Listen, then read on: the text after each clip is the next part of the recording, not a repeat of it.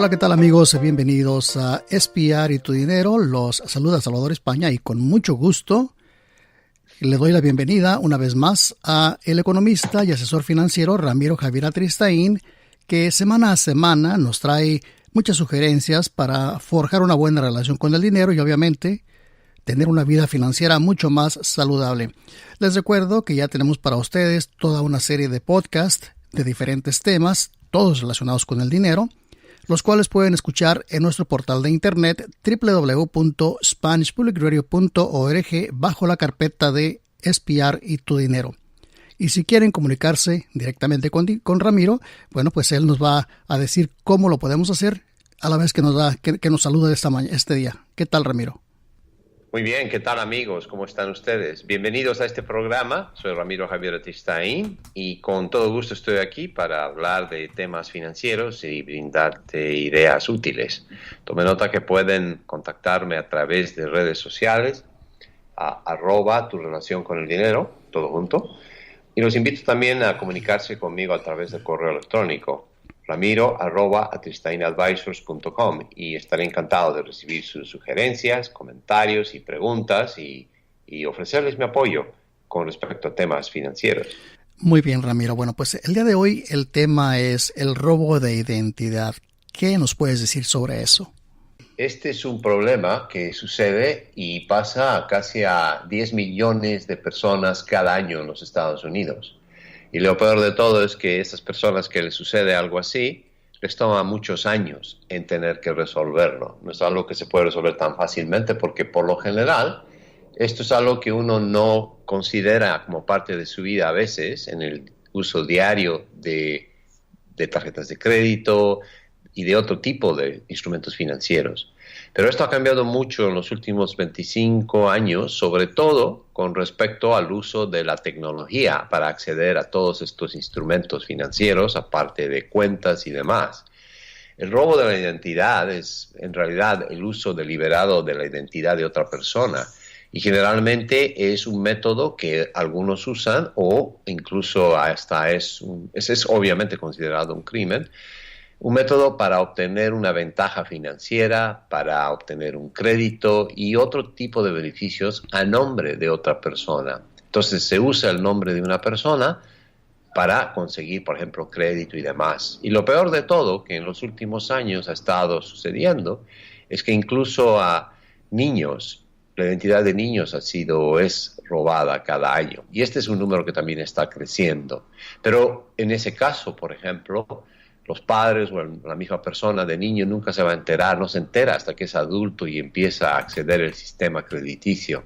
Entonces ellos están en desventaja desde ya.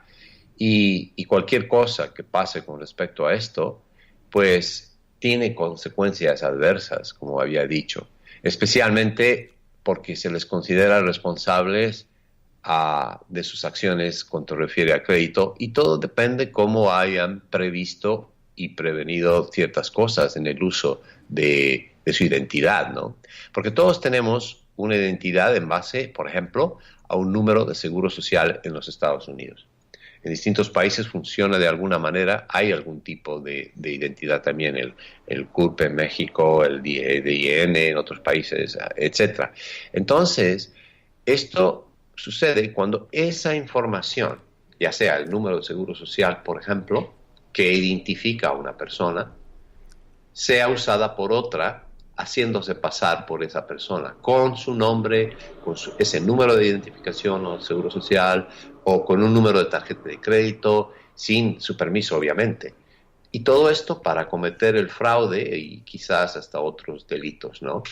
El término robo de identidad fue acuñado en 1964 porque desde entonces se ha empezado a ver que este tipo de fenómeno va pasando en nuestra sociedad. Y desde entonces se le dio ese término legal para empezar a perseguir ese tipo de delito, ¿no?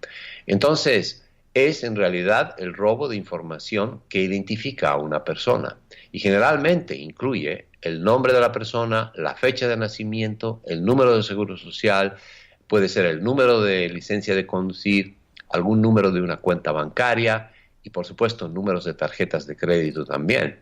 incluso el número secreto que uno usa, el PIN, para sacar o acceder a cuentas bancarias. También las firmas electrónicas, hoy en día las huellas digitales, las contraseñas, cualquier otra información que pueda usarse para acceder a los recursos financieros de una persona. ¿Cómo pasa esto? Bueno, en realidad, si te pones a pensar, todos nosotros usamos, y hoy en día algo que no mencioné es el número celular o el teléfono móvil de cada persona.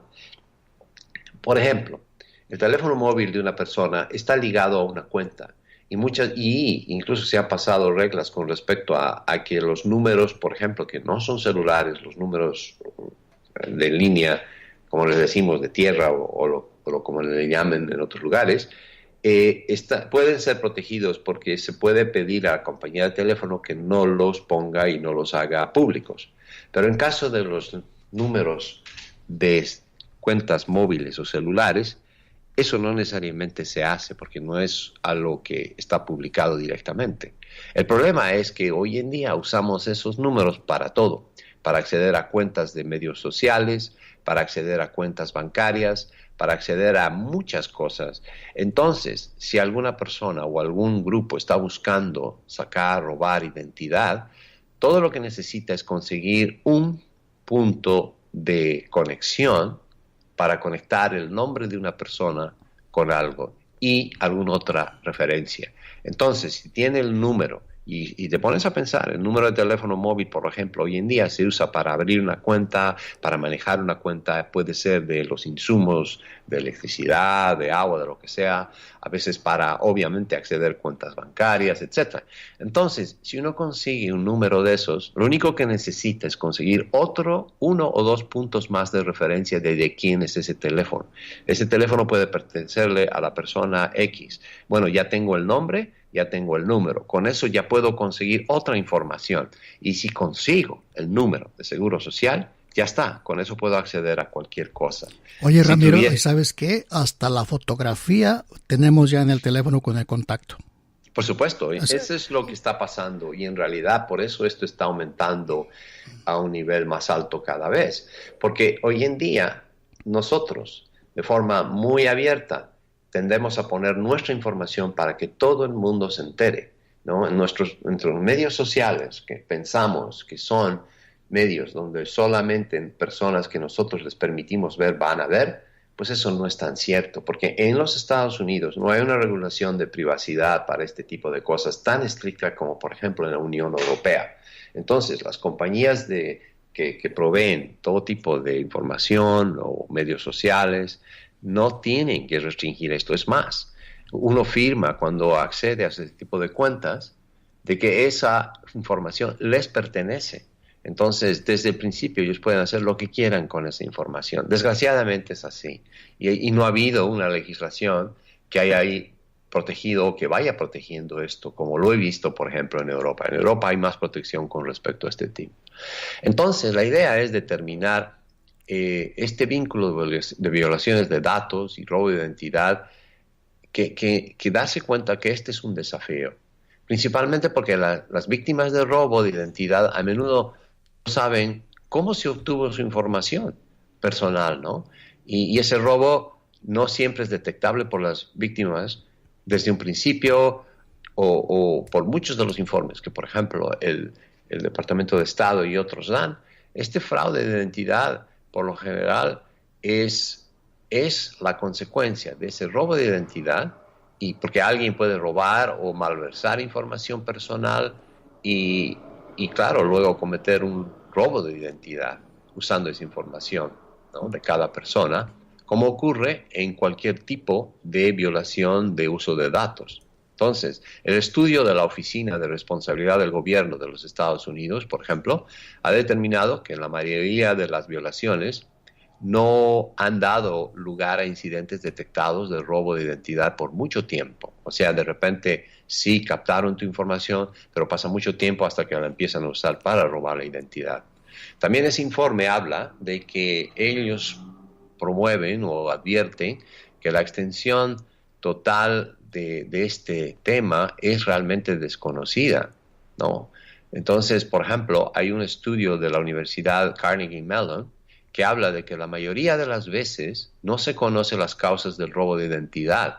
Es decir, una persona cuando le pasa esto, muy difícilmente puede enterarse de cómo llegó a pasarle, ¿no? Entonces informa que esa probabilidad de convertirse en víctima de robo de identidad es un resultado de esa violación de datos y que es en realidad de un porcentaje de la población que no parece ser alto, pero tiene consecuencias muy graves para esas víctimas. Ramiro, Entonces, pareciera que nosotros directa o indirectamente les estamos facilitando las cosas a los maleantes, estamos abriéndoles la puerta. Hacemos una pausa, ¿te parece? Cuando regresemos claro me que sí. cuentas qué podemos hacer para evitar esto, ¿te parece? Muy bien, Muy bien. SPR, su estación, para escuchar noticias, 13 horas en París. música, Puedo decirte que soy un ángel para el amor encadenado. y mucho más.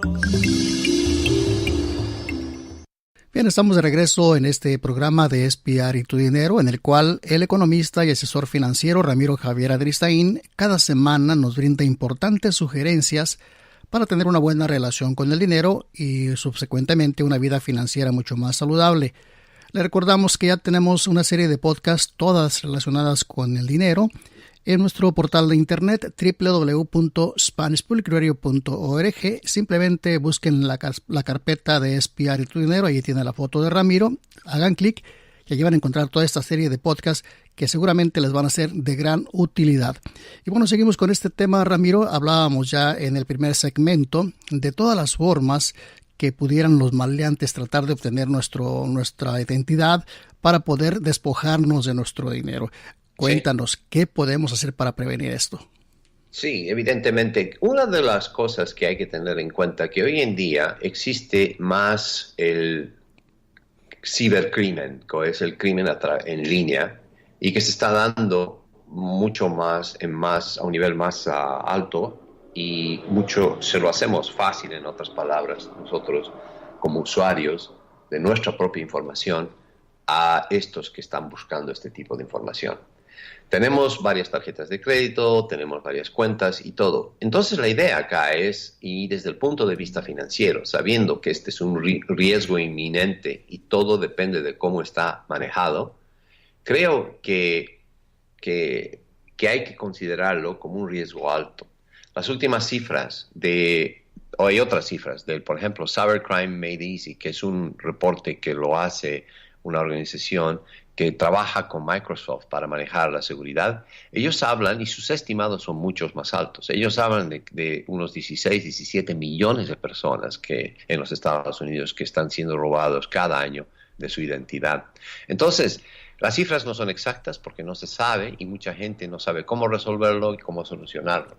Se ha cambiado algunas cosas con respecto al uso de la tecnología, de todas las agencias crediticias que manejan el crédito, de que ofrecen una manera de proteger tu identidad. Claro, tienen un cobro muchas de ellas, ¿no? Y estoy hablando de las compañías que manejan el crédito como Equifax, TransUnion y otras. Pero en realidad hay que considerar que este tipo de cosas puede pasar por, en realidad, unas 3 o 4 maneras de cómo, que son las más típicas de que te puede afectar.